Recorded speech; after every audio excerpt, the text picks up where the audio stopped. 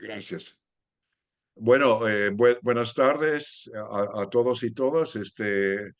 Les damos la bienvenida a nuestro seminario, creo que es el número 33.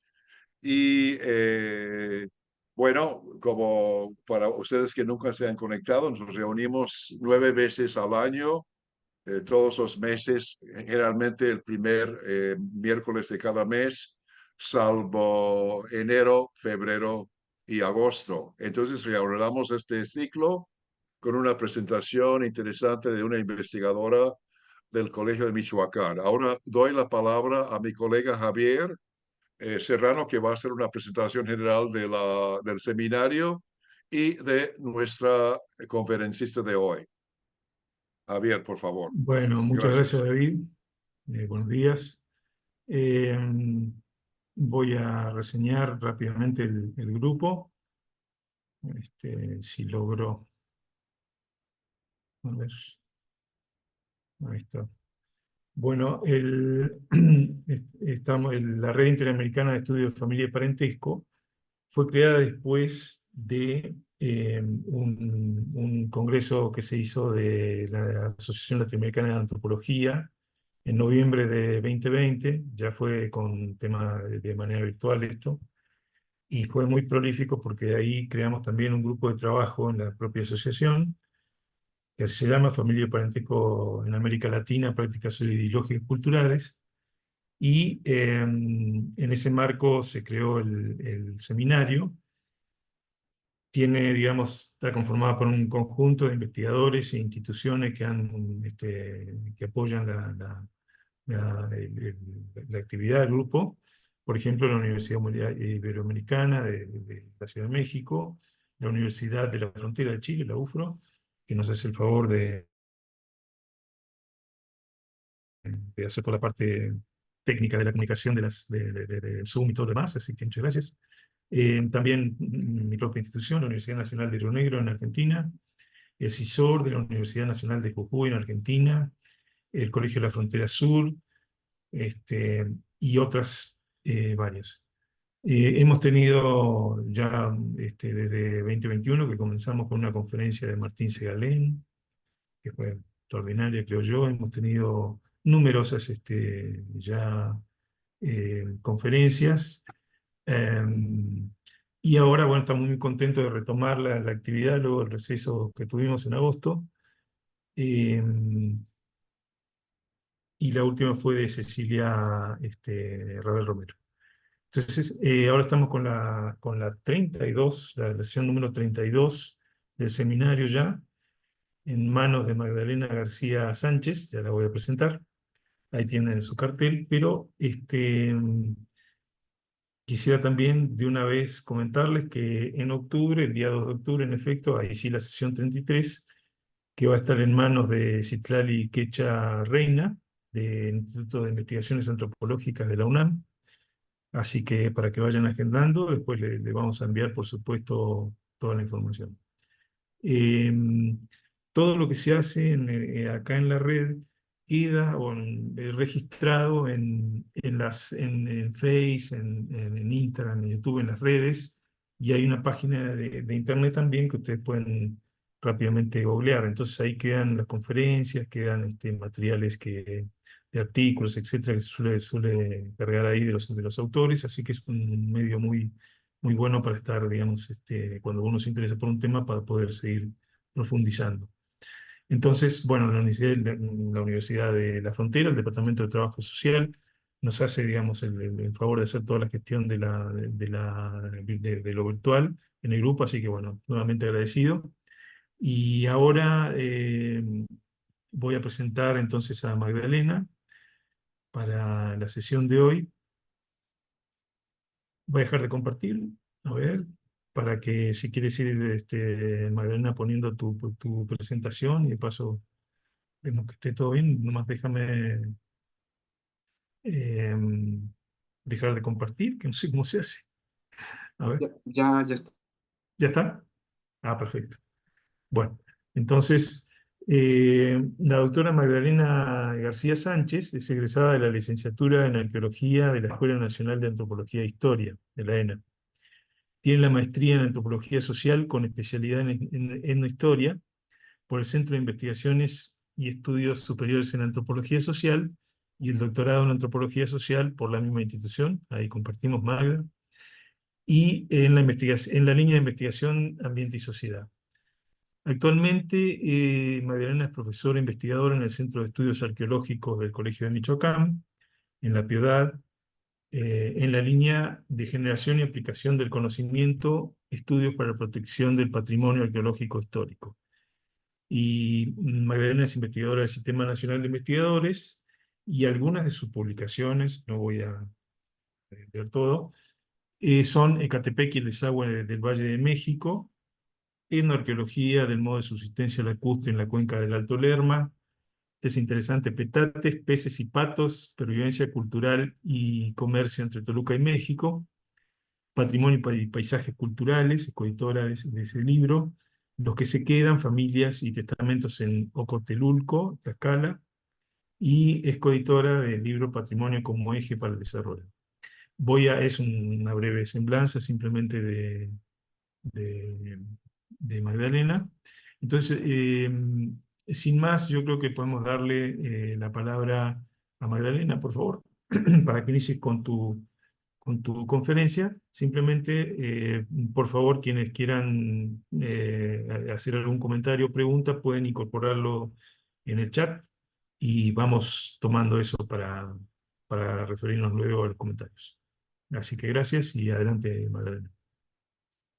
Bueno, pues muchísimas gracias, Javier. Muchísimas gracias al doctor Robichaud. Es un gustazo estar en este foro de mucho compromiso y nervio.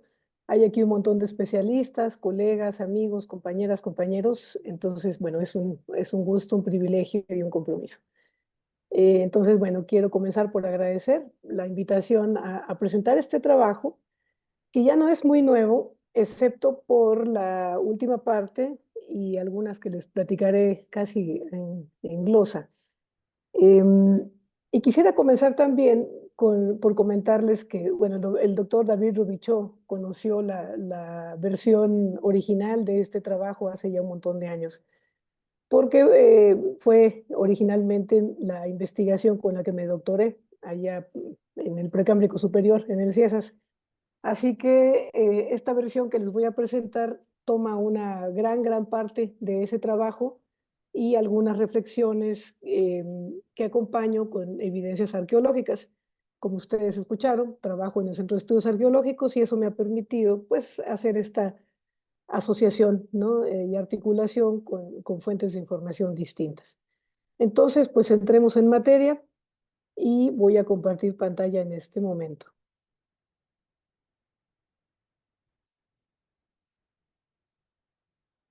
Bueno, la propuesta es que hay un modelo de familia y la llamo familia a pesar de que ahorita voy a comentarles que este concepto como tal no lo hallé en mi investigación, pero bueno, para no meternos en profundidades, así quedó el título, ¿no? Este es el contenido, les voy a platicar un poco de dónde sale esta investigación.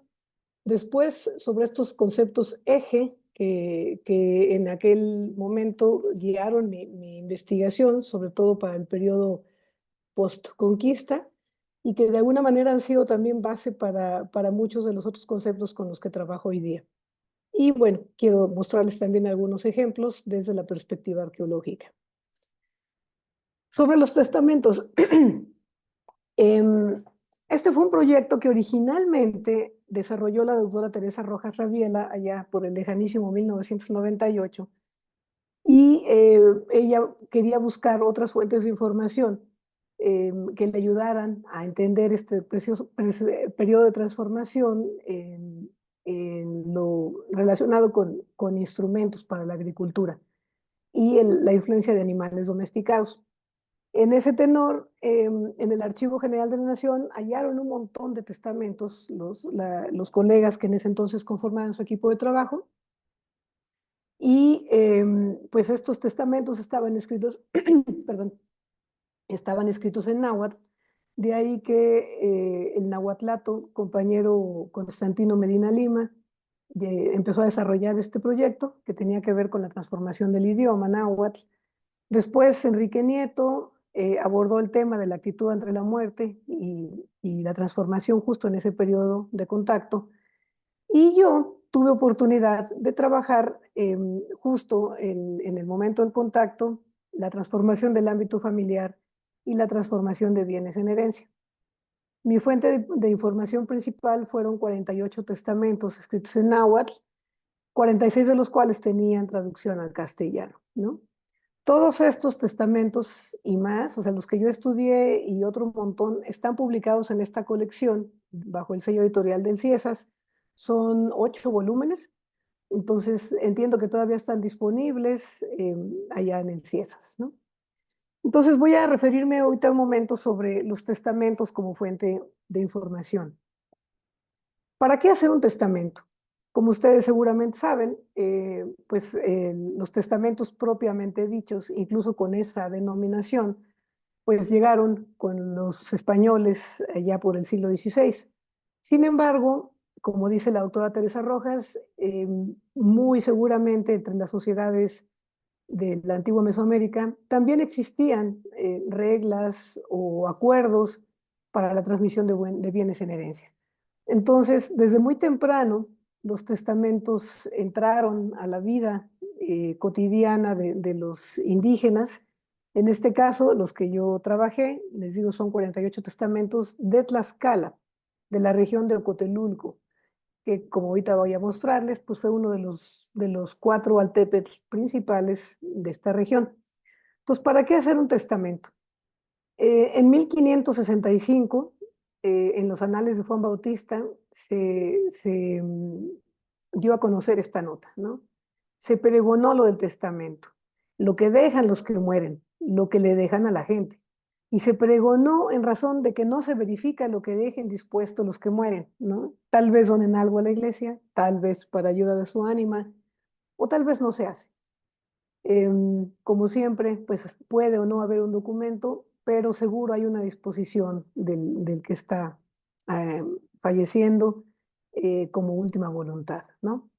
Los testamentos que yo analicé tienen el formato del propuesto por Fray Alonso de Molina, que tiene estas 4 partes: el preámbulo, las cláusulas expositivas, las cláusulas dispositivas y el escatocolo.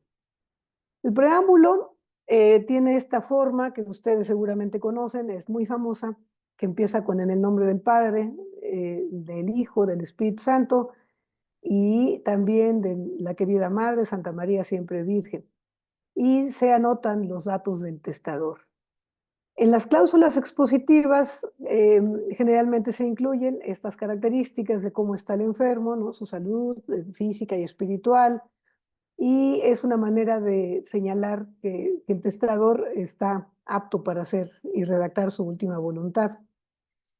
Las verdaderamente importantes en términos de la transmisión de bienes en herencia son las cláusulas dispositivas, porque como su nombre lo señala, pues tienen que ver con la disposición de la última voluntad del testador sobre cómo quiere que queden repartidos sus bienes, ¿no? En estos testamentos que yo analicé, pues se comienza con la disposición del alma y del cuerpo, con la voluntad de que se digan por él o por ella un número de misas, un reconocimiento de las deudas, tanto las que a él le deben como las que él debe, la distribución de sus bienes a los herederos, el nombramiento de los albaceas y en algunos casos también las condiciones en las que el testamento se revoca.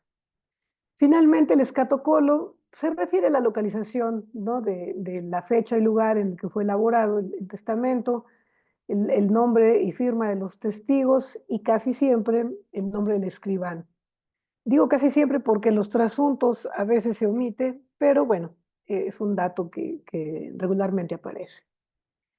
En este contexto, los 48 testamentos que yo analicé y también sus versiones al castellano me permitieron proponer un testamento que tenía un nombre larguísimo, pero su versión corta era Los que se quedan, familias y testamentos en Ocotelulco, Tlaxcala, y la fecha en que se enmarcan esta investigación, que corresponden al testamento más antiguo y al más tardío.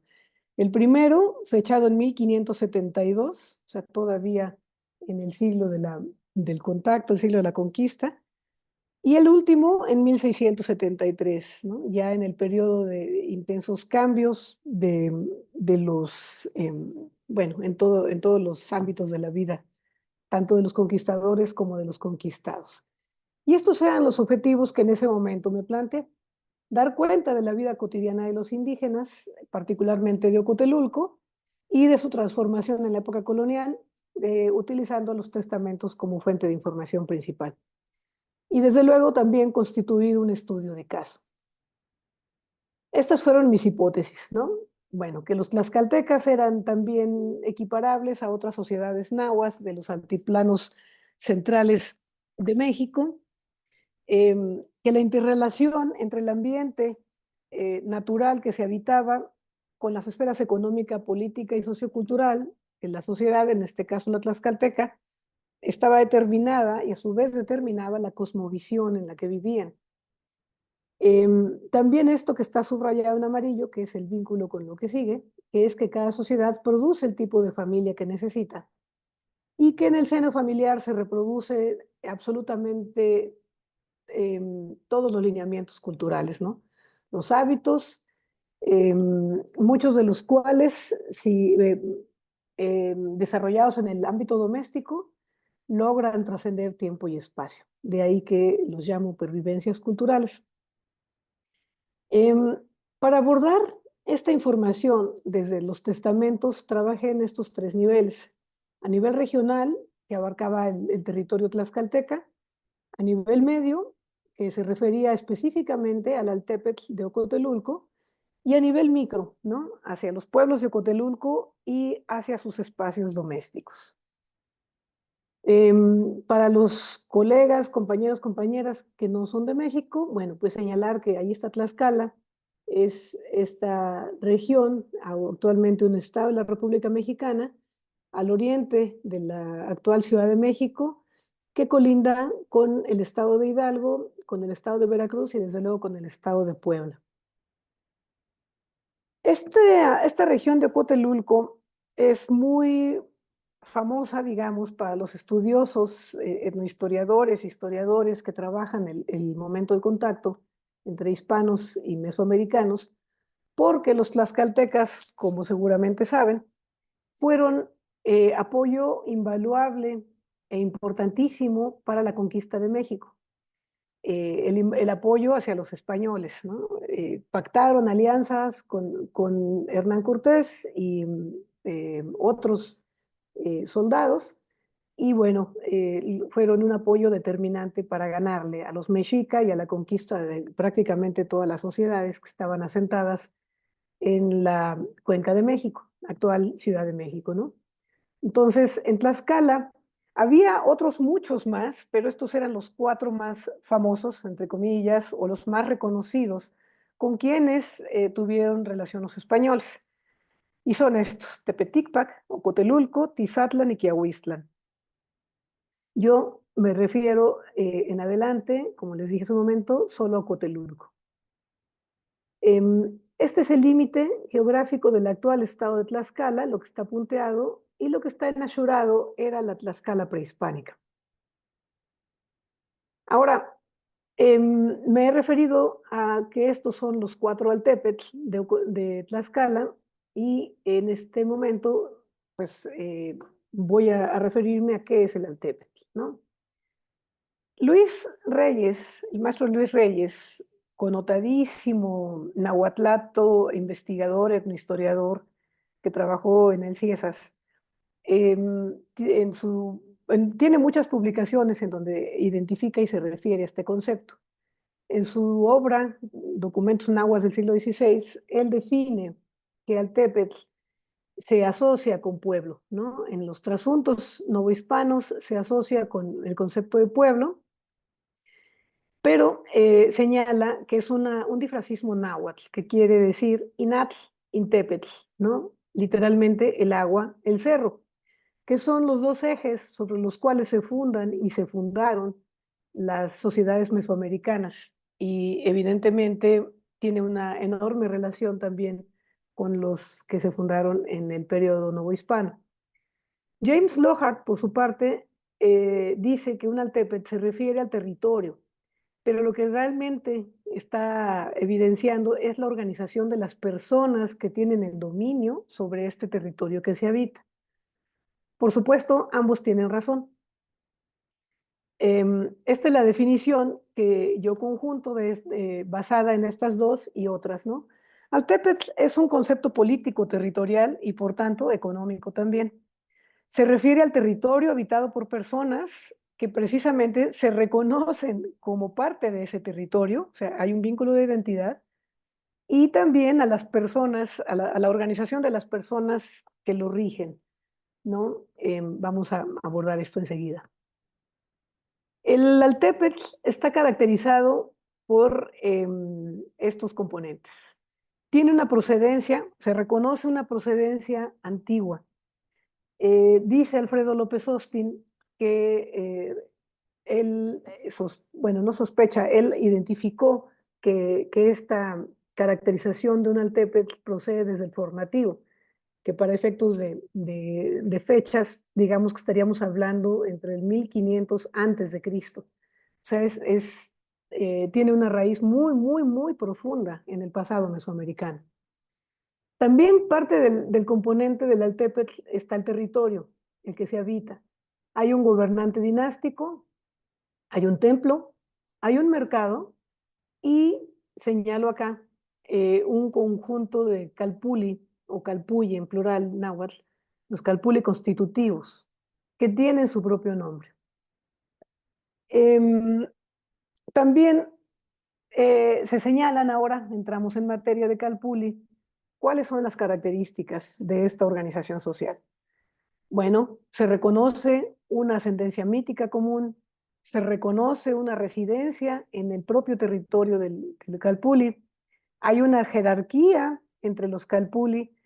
Yo identifiqué en la investigación que puede ser por tamaño o por antigüedad, sobre todo los de nueva fundación son calpulli menores, ¿no? Así los llamé a falta de un nombre para distinguirlos también de los de mayor antigüedad, que tiene una población especializada en determinado oficio, que por supuesto está en función del espacio que habita la población en el capulli correspondiente, lo que determina una tradición en los saberes que se desarrollan.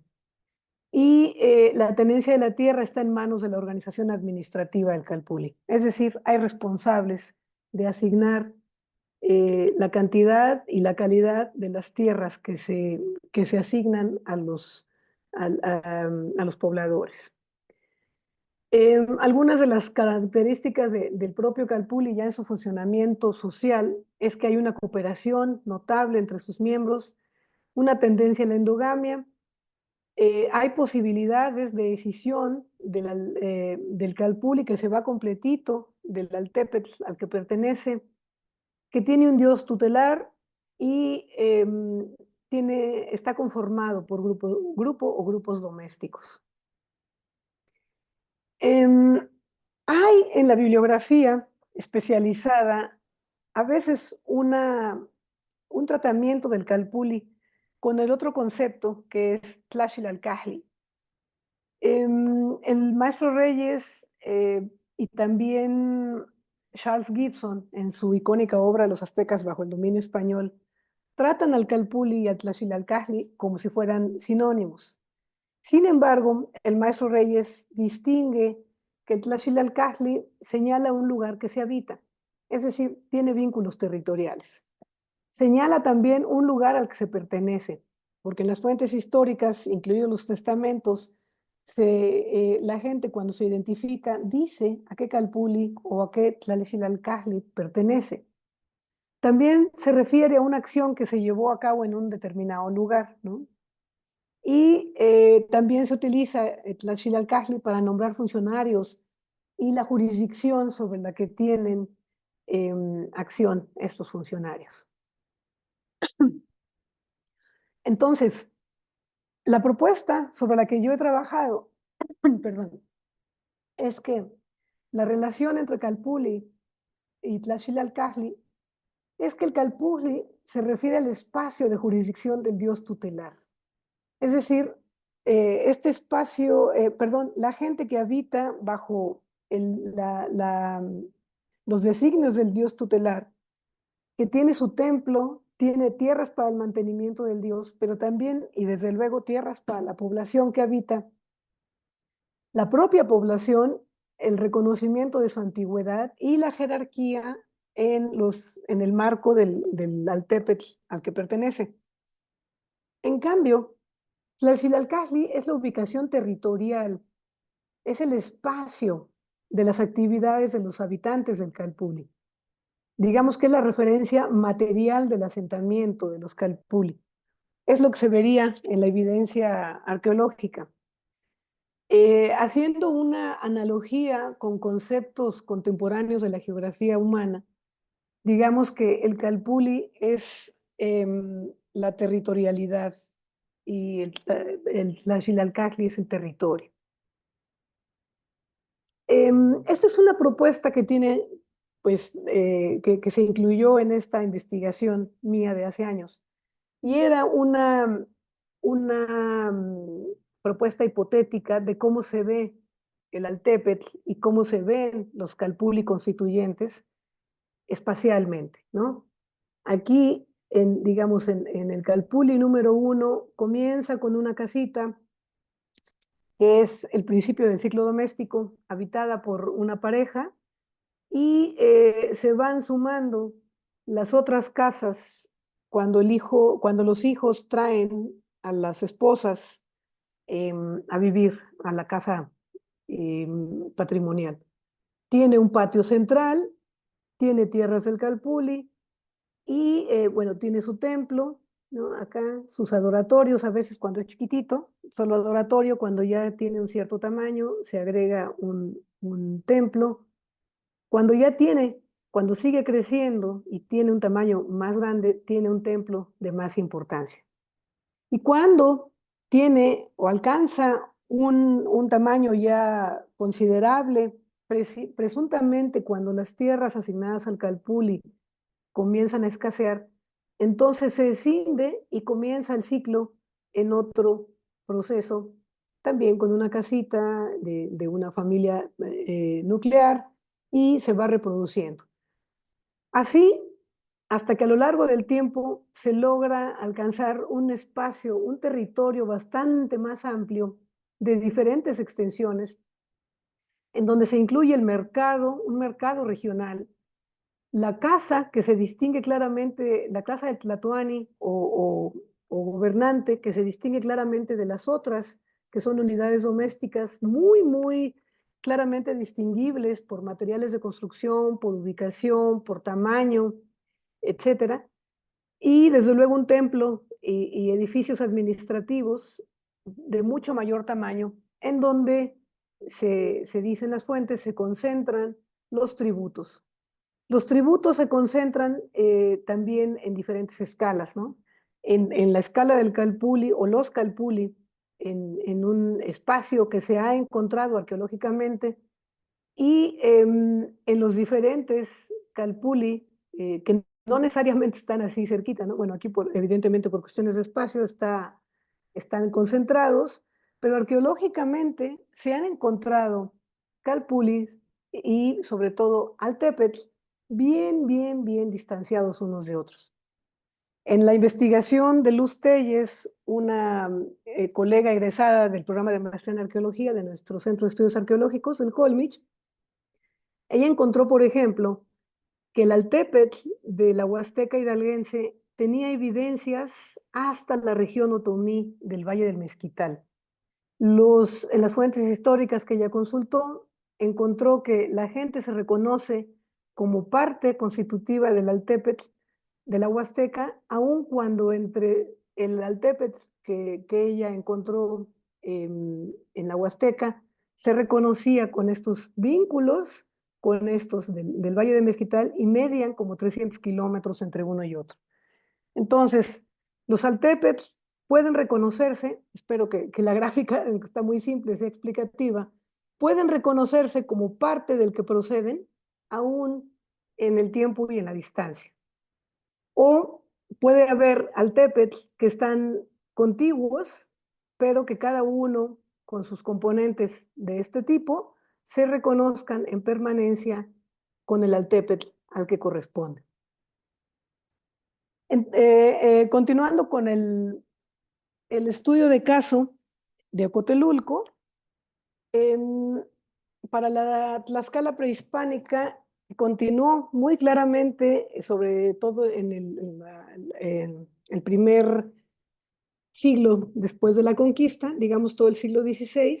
Estos son, como les decía hace ratito, los altépetl tlaxcaltecas más reconocidos que convivieron incluso con los nuevos asentamientos novohispanos, ¿no? Los repito, Quiahuistlan, Tepeticpac, Tizatlan y Ocotelulco aquí.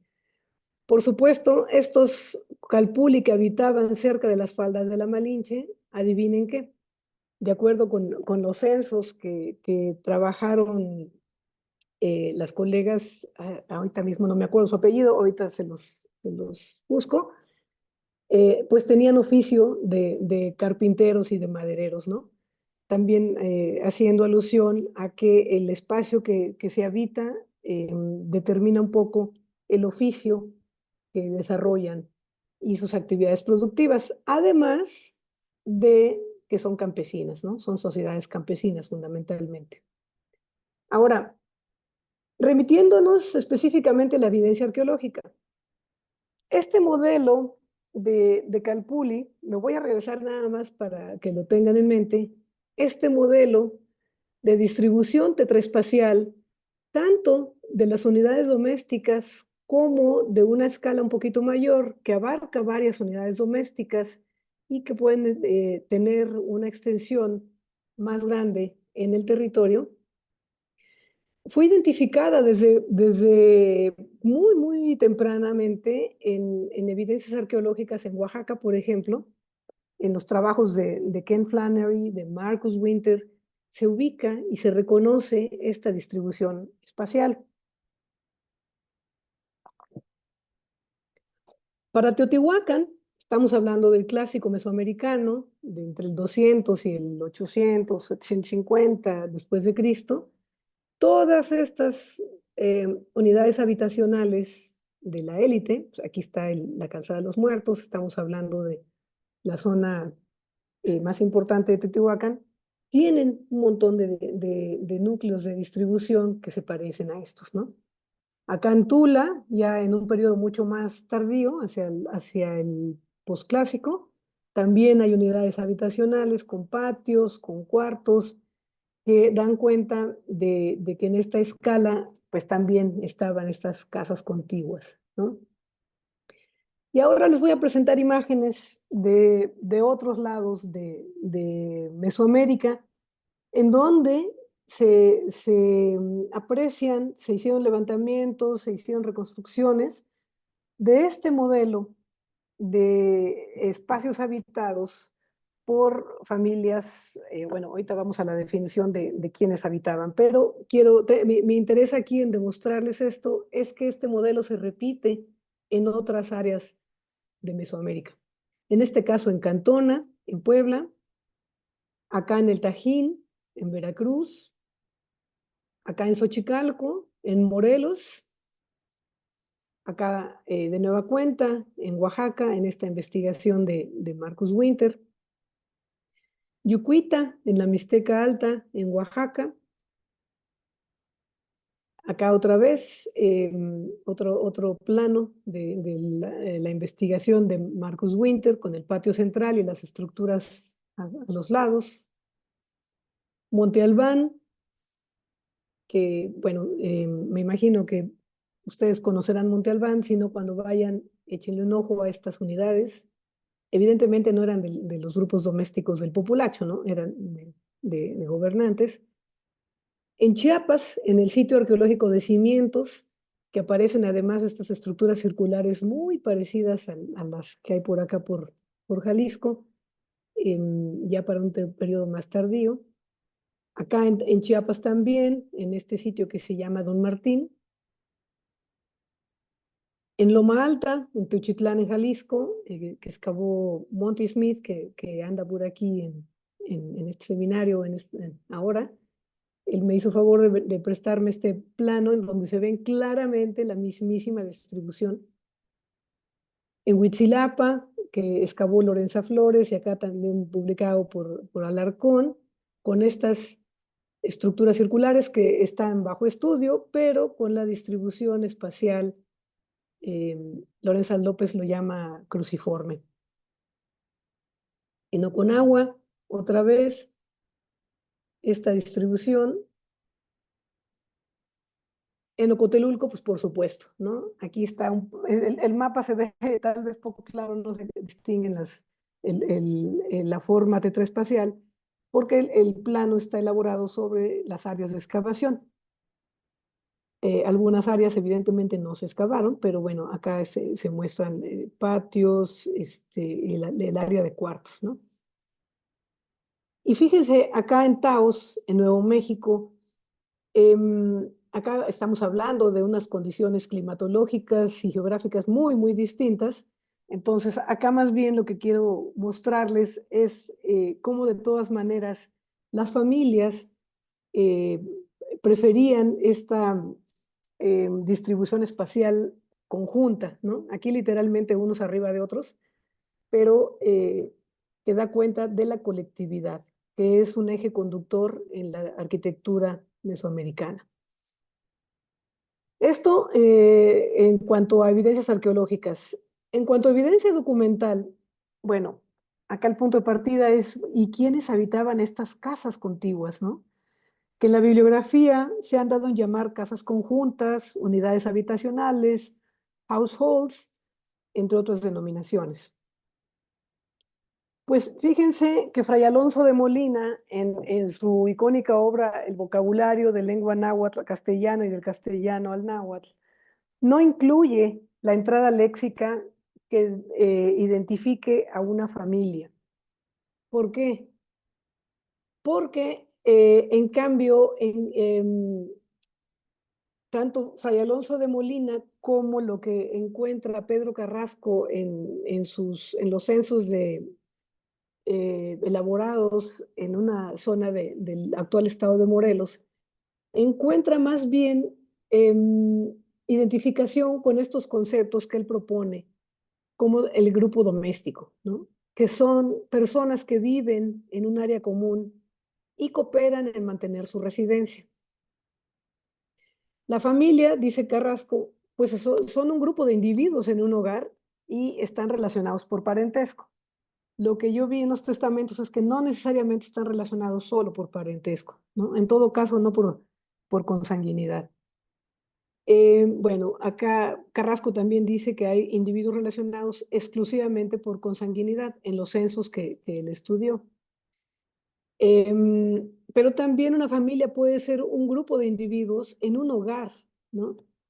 Y incluyen a un hombre casado, las familias nucleares, con su mujer o mujeres y los hijos. Y las familias conjuntas, que incluyen a más de una pareja de casados.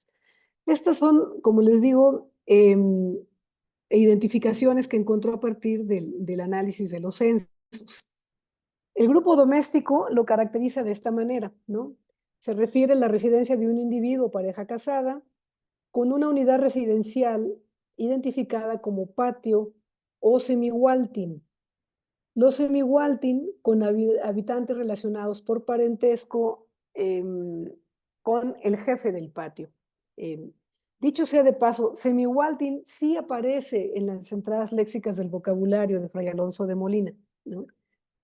Lo que encuentra Carrasco en los censos es que las casas de un mismo patio no necesariamente tienen una economía conjunta. O sea, están juntos, pero no están revueltos, ¿no? Y están bajo la tutela de un responsable. En términos de organización, todas las unidades domésticas tributaban. Todas las unidades domésticas poseían distintos tipos de tierra. lo que se confirma también con el trabajo de Barbara Williams cuando hizo el análisis del códice Tepetlaostoc. También encuentra que hay población interétnica y que había un jefe de familia, ¿no? En los testamentos que yo estudié, en efecto, hay correspondencia con todo esto que aquí está señalado, que en relación con la investigación de Pedro Carrasco, con la adenda de que también como jefe de familia había mujeres responsables como jefas de familia de la conjunción del acopio del tributo y de su entrega. Bueno, acá es un poco también la información que yo encontré, que hay composiciones familiares por parejas o por individuos, parejas casadas dependientes, unidas por lazos de parentesco, y que las familias dependientes de un mismo grupo doméstico cultivaban las tierras del cabeza de familia. En cuanto a la organización, que también había parejas dependientes, dependientes del cabeza de familia, pero con economías separadas, ¿no? De nueva cuenta esto de que están juntos pero no están revueltos. Viven en la misma área, pero cada casita tenía su propia economía. Y el cabeza de familia que aparece en los censos y en los testamentos como si fuera el dueño de la tierra, bueno, él se encargaba, también como quedó dicho en los censos de Morelos, él se encargaba de asignar la cantidad y calidad de la tierra para los componentes del grupo doméstico, ¿no? Y bueno, ciclo doméstico con familias conjuntas, con combinaciones de etnogamia, exogamia, principalmente.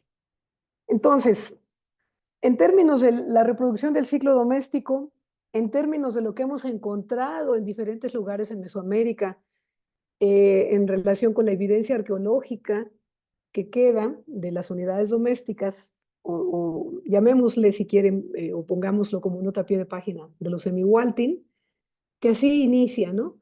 Con una pareja casada que tiene su propio espacio, que cuando crece el hijo trae a la mujer a vivir con él, o bien la mujer, una hija, se va a vivir, o sea, hay un patrón de residencia patrilocal, ¿no? Se va a vivir a la casa del marido. Los hijos van creciendo, estos semiwaltin, ¿no? A cada uno de estas casitas que tienen su propia economía, pero que a veces comparten una cocina que tiene un fogón grandote que casi siempre está acá, en la casa original. Esta manera de crecer la unidad y disponer de una cantidad determinada de tierra, pues es lo que se ve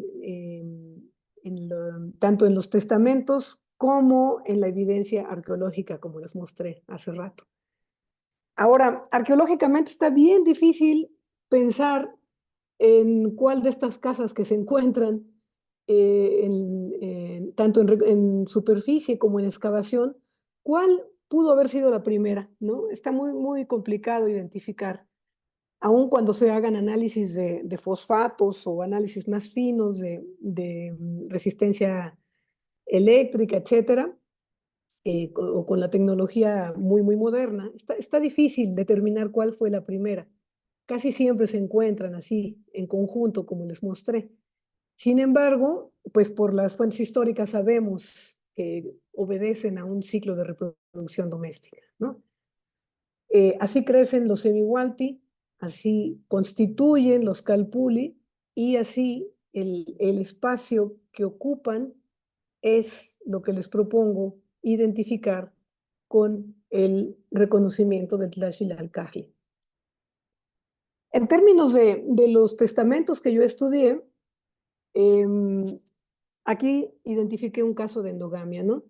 De Feliciano Xochipantzin, que casó con Apolonia Cihuatoc. Estas claves corresponden al número de testamento, ¿no? Que tiene su trasunto al castellano y el original en náhuatl, y que yo estudié. Acá encontré o pude reconstruir esta genealogía de familias emparentadas en matrimonios endogámicos, pero también exogámicos, ¿no? Los que tienen clave son la gente que vivía allí en Ocotelulco. Los que no tienen son los que, sobre todo las mujeres, pues son las que probablemente hayan venido de fuera. Acá está otra genealogía, en este caso de Gaspar Tochquimile y María Castilán Xochitl, en donde se muestran las familias extensas, ¿no?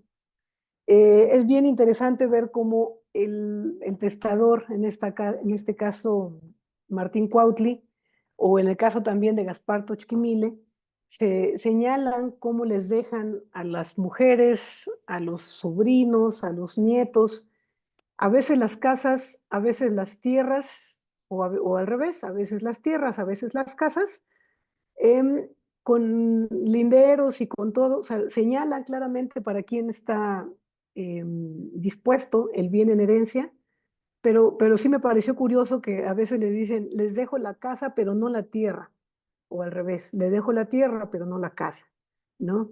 En donde se distingue, pues, estos bienes distintos, con distinto valor.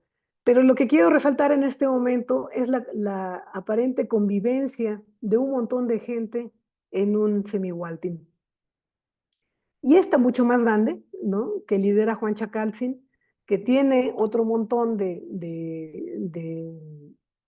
jefes de familia, aparentemente todos viviendo en un calpuli, ¿no? Ya así, digamos, en una área más grande.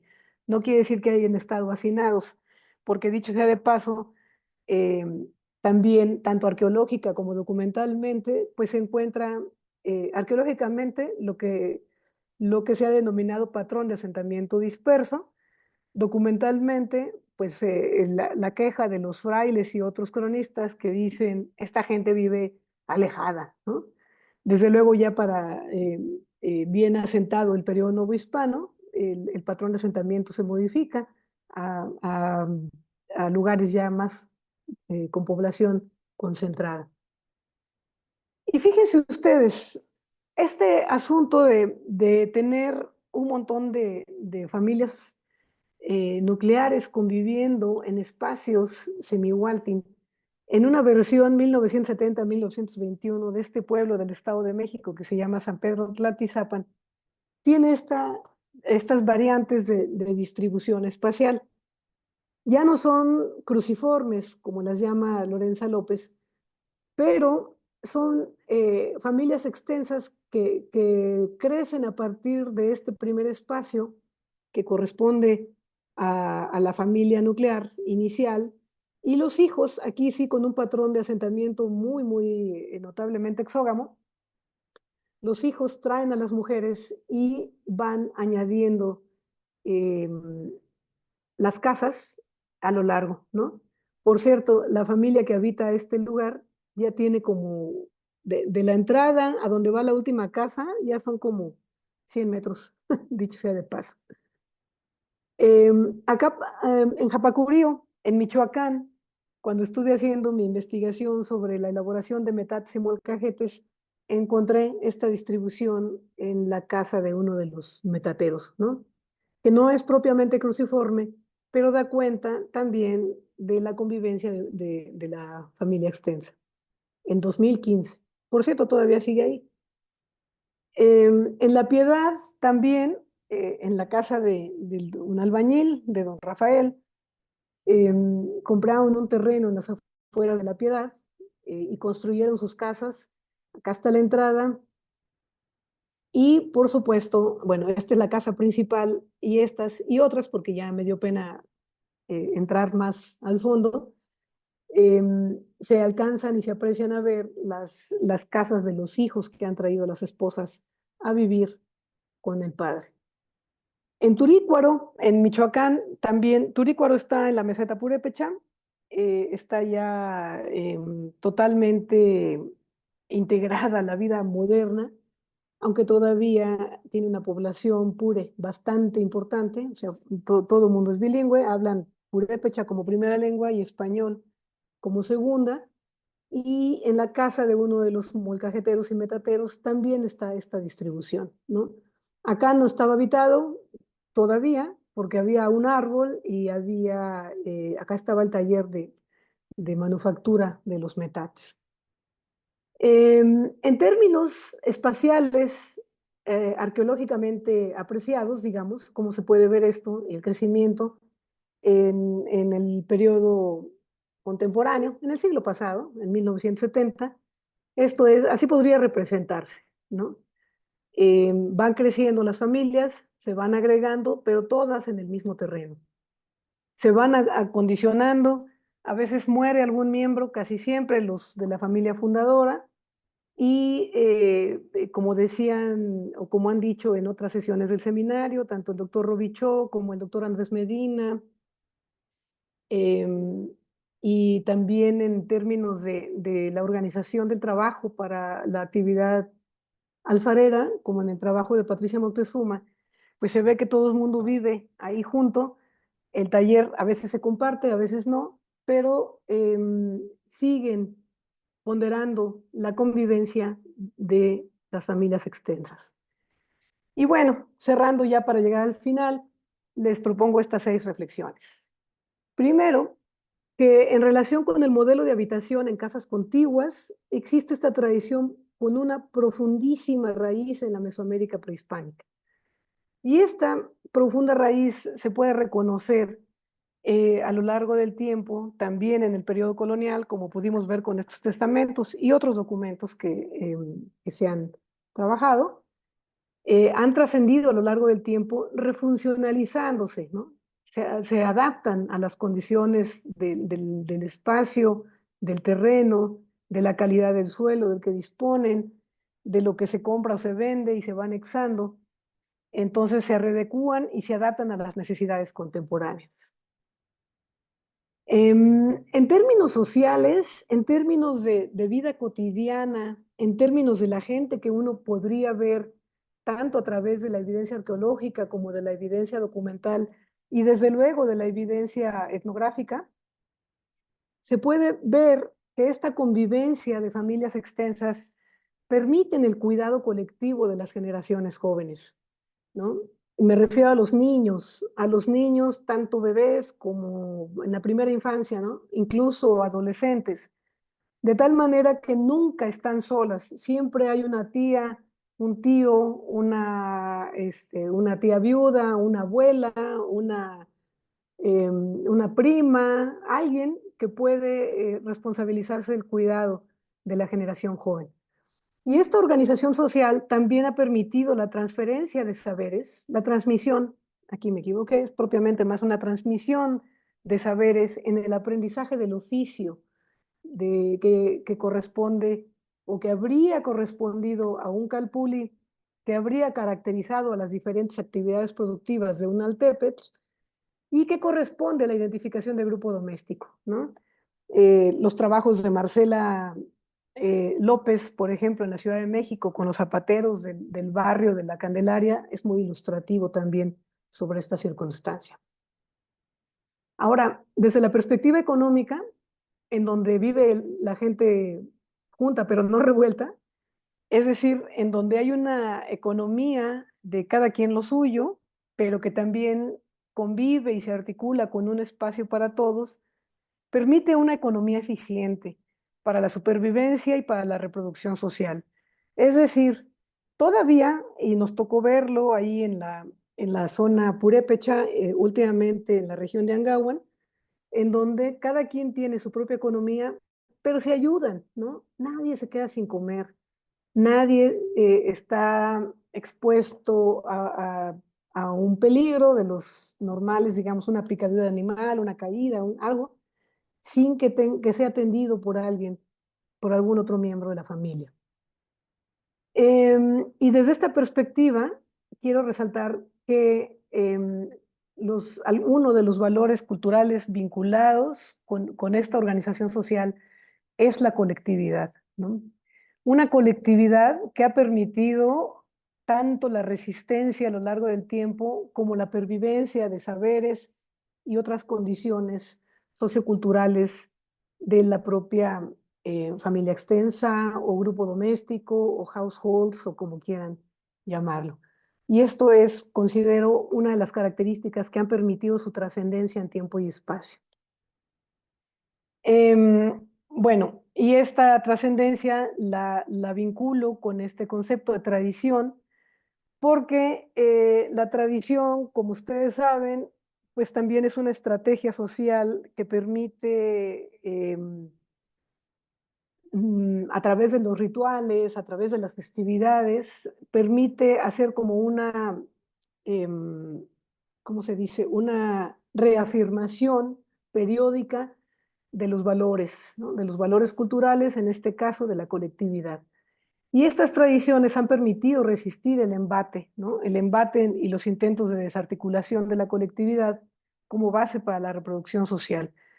Solamente, o bueno, esto no solamente, más bien esto nos permite explicar, por ejemplo, cómo en unas zonas tan eh, expuestas a la urbanización y la vida contemporánea, como en el Estado de México, o en la migración, como ocurre en la zona purépecha o en algunas zonas de Guerrero, todavía, todavía está articulada la tradición de construir espacios contiguos para la convivencia. Finalmente, bueno, resaltar que esta colectividad como valor social se puede ver desde el patrimonio arqueológico y desde el patrimonio histórico. Entonces, el patrimonio arqueológico y el patrimonio histórico nos ayudan a entender esta manera de vivir de la gente, pero también nos enseñan que pueden perfilar un mejor comportamiento social. Y en la mañana, por ejemplo, escuchaba yo la columna de Fabricio Mejía en su columna semanal, que justo destacaba la visión de la colectividad como valor social en el periodo contemporáneo, ahora asimilándolo al concepto de humanismo mexicano. Y bueno, esta versión contemporánea, aquí sí un poco de hacinamiento de cómo vivimos ahora, pero que de alguna manera pues es como una readaptación y una refuncionalización de la necesidad de manifestar la colectividad. Y pues hasta acá llego. Muchas gracias. Lista para los comentarios, preguntas y lo que venga, Javier. Muchas gracias, Magda, felicitaciones. Ya hay algunas preguntas en el chat que nosotros podemos... Javier, yo quisiera hacer unos breves comentarios y luego dar Claro, pie a las preguntas. claro. Bueno, muchas felicidades, Magdalena. Me pareció excelente la presentación.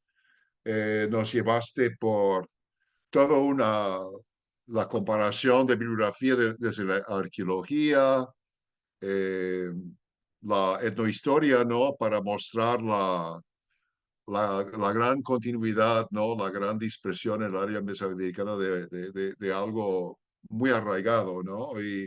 Y bueno, a través de los materiales de tus testamentos también muestras evidencia de esto, ¿no? Me parece es muy importante que hayas sacado el concepto de Pedro Carrasco, ¿no? Semirhuatin, que él usó hace muchos años, ¿no? Para describir este conjunto que en algunos testamentos que trabajó Susan Kellogg, ¿no? De la Ciudad de México, hablaban de aposentos, ¿no? O sea que es una especie de agrupación para la cual no hay un término muy fácil, ¿no? Es como bien dijiste, no necesariamente comparten una misma economía, aunque en algunas cosas cooperan. Y creo que lo que es muy importante que señalaste es su función de cuidado, ¿no? Que tiene, ¿no? El agrupar la gente, pueden realizar una serie de cuestiones para cuidar a los viejos, a los niños, a los enfermos, etcétera, etcétera. Así es que me parece excelente y me gustaría conocer un poco más tu información sobre Tlaxcala que mostraste los Calpulli. Y bueno, pues eso es lo que yo diría. Entonces, Javier, no sé si tú quieres dar la palabra a algunos de los del chat o tienes algo más que decir. Bueno, Veo si que hay me una permite, sí, pregunta, me gustaría agregar sí, una claro. postdata, que es bien importante. Fíjense que, por desgracia, algo que sí ha estado ocurriendo cada vez con mayor frecuencia, y de veras por desgracia, es una circunstancia muy, muy lamentable, es que este tipo de organización, que si uno la ve en perspectiva diacrónica, permitió el cuidado y la formación de las generaciones jóvenes, ha sido aprovechada, por desgracia, por los predadores y en muchos casos ha afectado precisamente a las infancias, ¿no? O a las generaciones jóvenes. He estado al pendiente de noticias y siempre es un tío, un primo, un abuelo, ¿no? Un alguien que está viviendo a veces ahí en estos conjuntos familiares que son los agresores. Digo por desgracia, y a veces me brinca no sé cómo llamarlo, la solidaridad mesoamericana, y pienso que esta gente debería ser no solamente expulsada, sino castigada muy severamente, como ocurría para mantener el orden en aquellos periodos, ¿no? Y está muy documentado.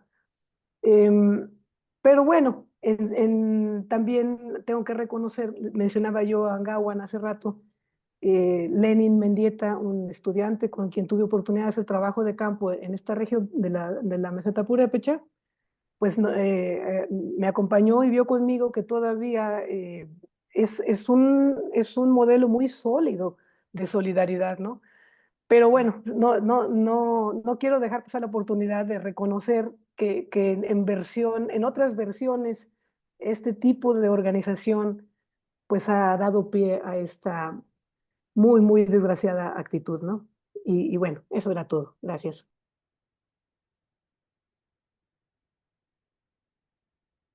No se oye, no se oye, Javier. No, estaba diciendo que Maga abriste ahí un campo, otro campo más, pero vamos a ver, hay un montón de comentarios, yo voy a hacer uno cortito. Como estaba la palabra modernidad en tu título, yo pensé, bueno, en algún momento hablar de la modernidad y contraponer, y en fin. Y no, pero sí, porque sí, bueno, como terminaste hablando de colectividad con una idea muy interesante, porque es una mirada de la arqueología que da una temporalidad en la cual no estamos acostumbrados a pensar las cosas, ¿no? Pero creo que en el fondo está también la contraposición a lo que está en el centro de la humanidad, que es el individuo, ¿no? Por encima de lo demás, mientras que creo que en todo tu esquema más bien es el grupo, es lo colectivo, es el patio compartido, el complejo familiar, como quieras decirle, que está del otro lado, ¿no? Y que eso es lo que tiene una continuidad, de alguna manera, ¿no? Entonces, esa Ujú, es mi reflexión. Y se me hace extremadamente interesante. Hay una cosa que luego podemos comentarlo en la sesión de seguimiento, vinculada a que, claro, el problema del individuo, que el individuo desaparece, se muere. En cambio, los grupos familiares y los colectivos dan una opción de trascendencia, digamos, diferente. Estoy teniendo una comunicación aquí, pero bueno, sin acaparar la palabra, me gustaría tomar algunos comentarios. David, podemos ir intercambiando. Hay uno primero de Jaime Carrión. Dice: muchas gracias, doctora Magdalena. En las disposiciones de los testamentos aparece cómo realizar el trato para el cuerpo y el alma. ¿Podrías decir si existe algunas generalidades con respecto al trato del cuerpo y el alma? Bueno, si hay algunas generalidades con relación al trato del cuerpo y el alma. Y hay una felicitación, excelente presentación. ¿Quisieras empezar ahí? gracias. Sí, Bueno, rápidamente. Sí, sí hay muchos de los testamentos, por supuesto, sobre todo en la primera parte, el preámbulo, no, perdón, en la primera parte de las disposiciones sí señalan. Eh, eh, Mi muestra fue chiquita, solo fueron 48 testamentos, ¿no? Pero leyendo los de la colección de Vidas y Bienes Olvidados, sí se ve que hay una generalidad. No puse mucha atención, pero una que me llamó la atención particularmente fue la disposición de que fueran enterrados con el hábito de San Francisco, lo cual no hace notar pues, la influencia de los franciscanos en esta región. ¿no? Y dicen expresamente que se me entierre con el hábito o dejo mi dinero para que me digan tantas misas en el templo fulano y el cordón, ¿no? En caso de que no hubiera hábito, con el cordón de San Francisco. Ese es otro tema. Algún día que tenga tiempo y regrese a estas andadas, voy a jalar el cordón de San Francisco para dar alguna otra información más precisa. Muy bien. Hay otra pregunta, más bien comentario. Dice, muy interesante el poder del núcleo mesoamericano, resistió de la época temprana prehispánica hasta la actualidad. Y muchas felicidades. Un comentario nada más. Gracias. Bueno, Hugo Sacapantzi dice, comenta, en los Tlaxilalcalli, perdón, como no sé La cómo se pronuncia Xilacajli, esto. ajá. Eso, así me gusta. Que componen Tepeyanco y otros Altépetl de Tlaxcala, también he detectado, dice Hugo, discontinuidades territoriales. Ujú. También comentaste, ¿no? Si bien no tan distantes como la que señaló para el caso de la Huasteca. Quizás sería necesario distinguir las diferencias entre Altépetl, pueblo sujeto, y Altépetl, pueblo cabecera, y Altépetl, Tlahtocayotl, porque tienen jurisdicciones bien distintas. Muy interesante toda su presentación. En fin, está proponiendo ahí una diferenciación del Altépetl. Sí, Puedes revisarla ahí en el chat. No sé fíjate qué. que me imagino que es tlaxcalteca, el colega, Hugo Sacapantzi. Sí, lo que es bien, bien interesante y bien padre de encontrar, justo esto que tú estás señalando, en la evidencia arqueológica, porque los colegas que han trabajado ahí encuentran cerámica. Es como también una suerte de elemento identificador de los grupos domésticos. Aunque hay generalidades en formas y funciones, o sea, en todos lados hay ollas de frijoles, ollas para almacenamiento, etcétera. em, Tienen a veces ciertas características vinculadas con el grupo doméstico. Entonces, esto nos dejó ver cómo no necesita haber necesariamente una contigüidad en la asociación de los diferentes altépetls en distintas escalas. Mi interpretación, yo creo que la que tú propones es bien válida y seguramente cierta.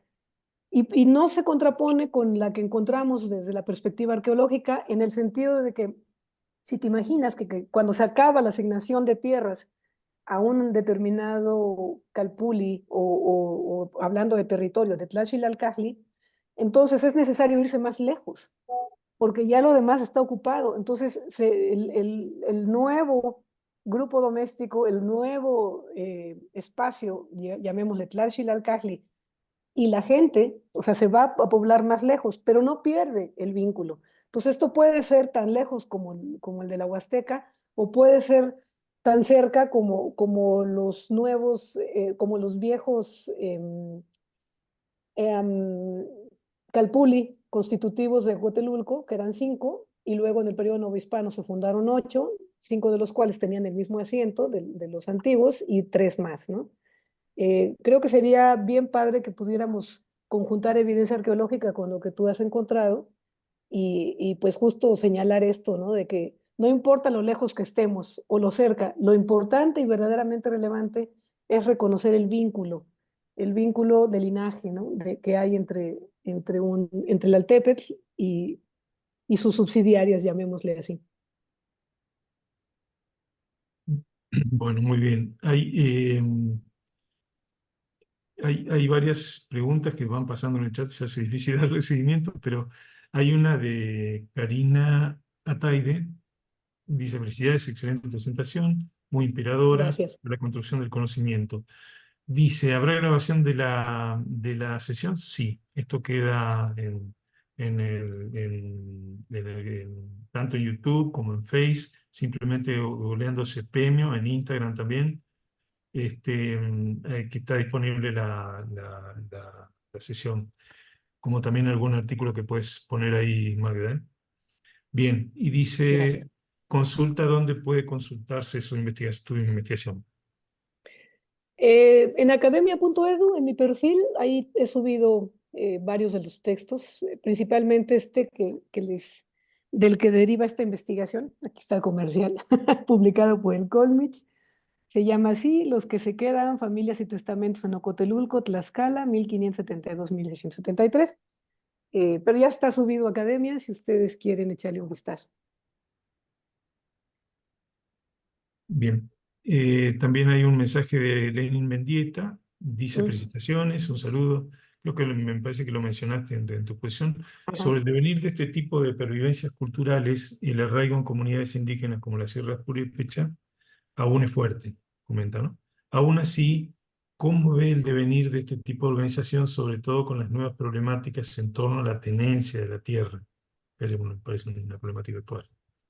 Em, Ese es un tema totalmente nuevo en términos de los efectos a largo plazo. Pero, por ejemplo, en Chiapas, y sobre esto ha trabajado el doctor Medina y el Afán y otra mucha gente, o colegas arqueólogos en la zona Zoque, lo que se ve es que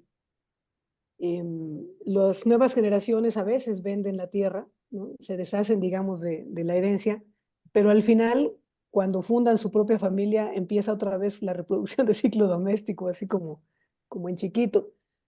Pero es un tema en el que yo no he ahondado mucho, entonces así como vislumbrar perspectivas a futuro, no sé, sobre todo porque también en la meseta purépecha y en algo que tanto Lenin como otros investigadores y yo hemos visto, es que se ha pasado de la propia construcción de la vivienda tradicional a casas muy californianas, ¿no? Así de doble agua, otros materiales, otra distribución. Y a veces lo que me ha tocado ver en el Estado de México es que, aunque cambie todo lo demás, se siguen agregando, ¿no? Las familias en chiquito. Pero no sé, es un tema distinto. Habría que hincarle el diente por ahí también. Claro. Hay un mensaje de Claudio Garibay. Dice: excelente posición. Me gustaría saber la relación entre hombres y mujeres. Contrastes desde la perspectiva de matriarcado y patriarcado. Simplemente pone eso. No sé si quieres reflexionar un poco más sobre lo que viste en relaciones de género, los testamentos, supongo, sobre todo. Em, bueno, primero saludos a Claudio. Hace muchos años que no lo veo desde que estaba en el Colmich, pero ya llovió. Sobre tu pregunta, Em, matriarcado creo que no había. Más bien lo que sí vi fue que, sobre todo porque eran testamentos, era también el tipo de fuente, y que se da cuenta de que sí existían jefas de familia, pero los hijos igual traían a las mujeres a vivir a la casa, ¿no? Em, y muchas jefas de familia quedaron al frente a la muerte del jefe de familia hombre. Sin embargo, lo que sí vi es que, y algo que también me gustaría explorar en algún momento, es que se conformaron, o sea, hubo por lo menos uno o dos testamentos en donde las mujeres heredaban sus bienes a gente que ni siquiera era de su familia, pero que por el contexto del documento se ve que se había quedado sola, ¿no? O sea, había muerto la familia toda ella, y entonces se unieron la gente que estaba sola, habitaron las casas que estaban ahí de la gente que ya había fallecido y hicieron su propia familia, ¿no? Sin lazos consanguíneos. A mí eso me pareció muy, muy estimulante en términos de lo que puede ocurrir incluso actualmente, ¿no? No necesitamos ser parientes para estar juntos, pues. Y me acuerdo de una de las testadoras que decía: y le dejo mi casa al ciego Lucas. O sea, ni siquiera era pariente. Además, el hombre estaba ciego, pero ya por lo menos a la muerte de la jefa de familia, pues le dejaba garantizado un lugar para vivir, ¿no? Em, pues hasta ahí, no es un tema en el que haya yo abordado tampoco, ¿no? Ahí más bien estaba yo originalmente centrada en los bienes en herencia, en la disposición de la tierra y otros objetos, pero estos son temas bien interesantes que valdría mucho la pena explorar también con esta fuente, ¿no? Pues gracias por la pregunta, Claudio.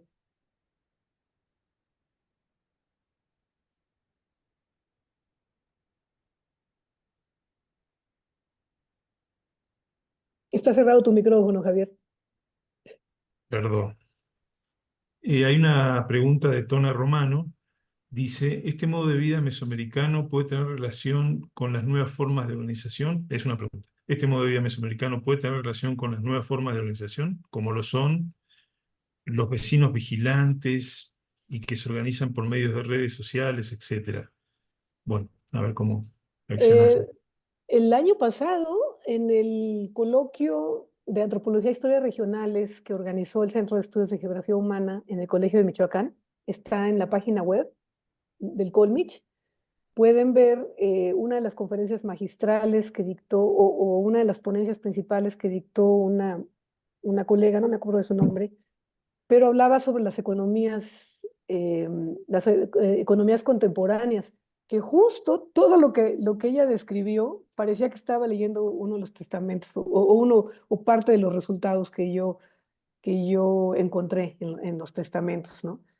Está viendo por necesidad un reconocimiento a la colectividad como un valor social, sobre todo en hogares formados por mujeres, mujeres que han sido violentadas, que huyen de sus casas y se van a formar grupos domésticos con otras mujeres en la misma circunstancia y entre ellas distribuyen, ¿no? Las que salen a trabajar, las que cuidan a los hijos, las que cocinan, las que limpian. Es decir, una versión nueva de este tipo de conformación de grupos domésticos. Está mal que lo diga, pero ay, perdón, pero es como decir un Calpulli versión 2021, ¿no? Perdón, 2024. Yo me instalé en el 2021. Creo que ya. Hay otros. Sí, hay otras, hay muchas felicitaciones, Magdalena, vas a salir bien felicitada aquí. Muchas gracias. Este, algunas con comentarios. Yo me quedé, me gustó que comenzaste tu exposición hablando de organización social, que es una categoría que se volvió difusa con el tiempo, ya cualquier cosa dentro de la organización social, pero que tenía un fuerte, digamos, en los orígenes, un fuerte vínculo con los estudios de parentesco, ¿no? Y siempre ha supuesto la organización, digamos, por un lado, procesos de diferenciación y por otro lado, de ordenamiento de esas diferencias. Y me parece que desde el punto de vista de la mirada arqueológica, bueno, mientras estaba en tu exposición he visto muy claramente cómo ese esquema de pensamiento, digamos, se aplica en los gráficos y todo. A mí me costó ver en algunos de los gráficos, en efecto, la disposición tetra, no sé, Espacial. eh, sí, pero evidentemente ustedes pues, están preparados para observar eso, me parece lo más interesante. Y bueno, como una categoría que de alguna manera se podría revitalizar con mayor precisión para todas estas cosas, me refiero a organización social. Y por otro lado, bueno, con algunas caracterizaciones específicas, como bien pueden ser de la TEP, de los Calpulli, ¿no? También me gustaría decir que me parece lo más relevante analizar, bueno, la pervivencia, ahí podemos discutir si es la palabra adecuada o no, pero en todo caso, si nosotros podemos ver que estos modos de organización de alguna manera están vigentes, ¿no? De diferentes maneras. Y me parece como planteamiento relevante desde el vamos, así que yo también te extiendo mi felicitación. Y Gracias. no sé, David, si tenés algún otro comentario o podemos ir cerrando, que estamos en tiempos. Ujú. Únicamente creo que esta situación que señalaste, Magdalena, de la herencia, la transmisión a personas no familiares, ¿no? Habría que pensar el contexto de las epidemias en que quedaron familias, quedaron personas solas, se les murieron Ujú. todos sus parientes, ¿no? Yo he visto archivos parroquiales para el siglo XVIII y el XIX, ¿no? Y pues las epidemias en el XVI eran hasta más fuertes y Sí, había familias que tenían 6 hijos y se murieron 5, ¿no? En un espacio muy corto y se murió la mamá y papá y un montón de huérfanos. Entonces yo creo que eso sería parte de la explicación de esto, que es un material. También hace muchos años,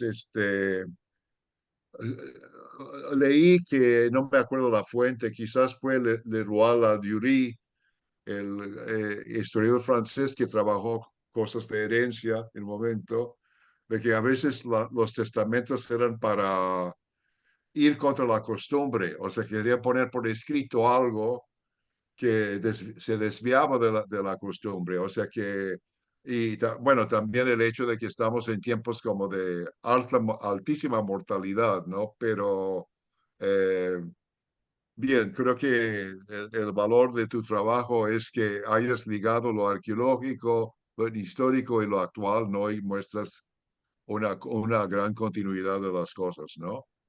Pues eso sería lo único. No sé si hay alguien más ahí que quiere agregar algún comentario, alguna pregunta.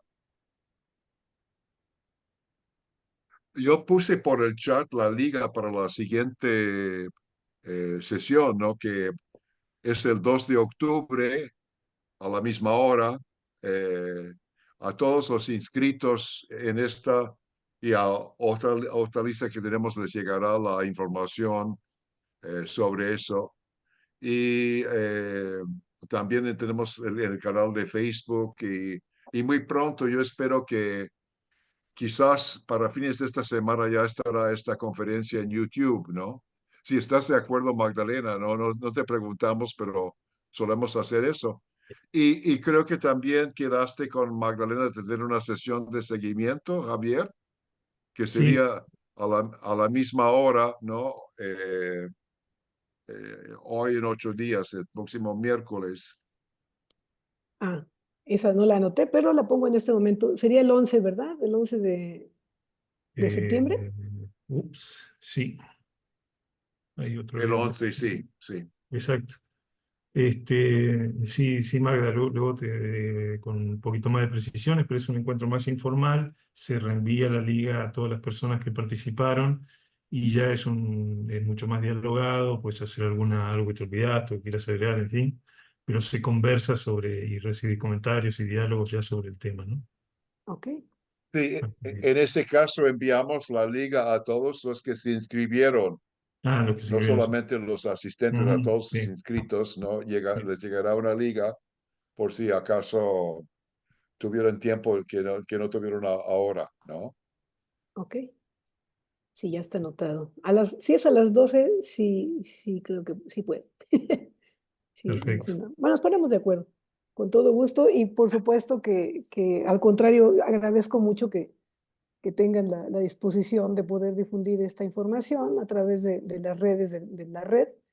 Pues entre más colegas, entre más interesados conozcan el trabajo, hay una retroalimentación positiva, ¿no? Entonces, qué bueno, muchas gracias. No, muchas gracias a ti, Magdalena, compartir tus trabajos. Yo tengo una pregunta. ¿Cuándo se publicó el libro que mostraste del Colegio de Michoacán? ¿En qué año fue? Ya está viejito en el 2015, pero yo te lo hago llegar. Ok. Si todavía eres de digital o eres de libro, libro. Muy bien, pues gracias. Yo te lo mando con Javier. Ay, gracias, qué amable. Yo estaría en contacto contigo. Ujú. Bueno, Bueno, ¿Cómo estás? Javier, quizás mm, quieres volver a mostrar el cartel de la próxima sesión para déjame recordar ver. el tema. Sí, vamos a dejar ver cómo es esto. Sí. Bueno, ahí estoy compartiendo. Entonces, simplemente reiterando, es el miércoles 2 de octubre, a esta misma hora de inicio, las 12 horas de México. Eh, y ahí creo que están viendo el cartel, ¿me pueden confirmar? Sí, correcto, Se lo ve vemos. perfecto. Muy bien, entonces, muy bien, ahí tienen el cartel. Le vamos a estar también enviando, por supuesto, la información sobre este evento. Y por mi parte, muchas gracias, Magdalena. Ha sido una bonita jornada y nada. Así que me despido ya. Muchísimas Adiós. gracias a ustedes. Un gusto Muchas saludarles. gracias. Muy buena tarde. Gracias a todos los asistentes. Se puede dejar de grabar.